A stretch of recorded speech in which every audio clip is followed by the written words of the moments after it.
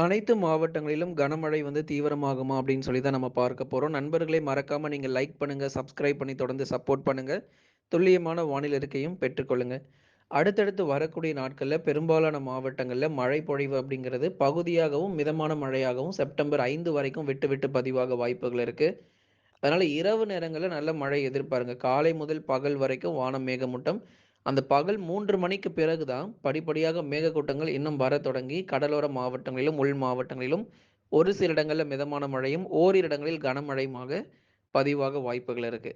இப்போ கடந்த ஆகஸ்ட் துவக்கத்துல நம்ம பார்த்தோம். நெறைய பகுதிகள்ல மிக கனமழை, அதி கனமழைலாம் கொட்டி தீர்த்து இயல்புக்கு அதிகமான மழை பொழிவெல்லாம் விழுப்புரம் மாவட்டத்துல, புதுச்சேரி பகுதிகள்ல எந்த அளவிற்கு மழை தீவிரம் பதிவானது அப்படிங்கிறத நம்ம எல்லாருமே பார்த்தோம்.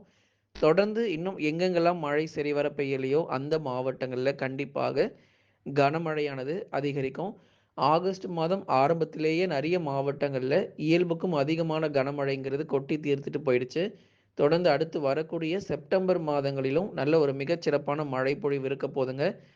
ஏன்னா, இப்ப இந்த செப்டம்பர் மாதத்துல ஆரம்பத்துல மிதமான மழையா தான் இருக்கும். ஏன்னா, எடுத்த உடனே நமக்கு அதி கனமழைங்கிறது செப்டம்பர்ல தீவிரமாக வாய்ப்புகள் இல்ல.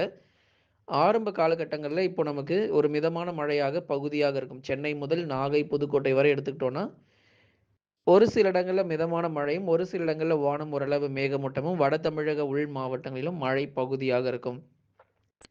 அதுக்கப்புறமா இந்த செப்டம்பர் மாதங்கள்ல 2வது, 3வது வாரங்களுக்கு அந்த 2வது மற்றும் 3வது வாரங்களிலிருந்து மழையினுடைய தீவிரம் மீண்டும் அதிகரித்து நெறைய பகுதிகள்ல கனமழை கொட்டி தீர்க்க வாய்ப்பு இருக்கு.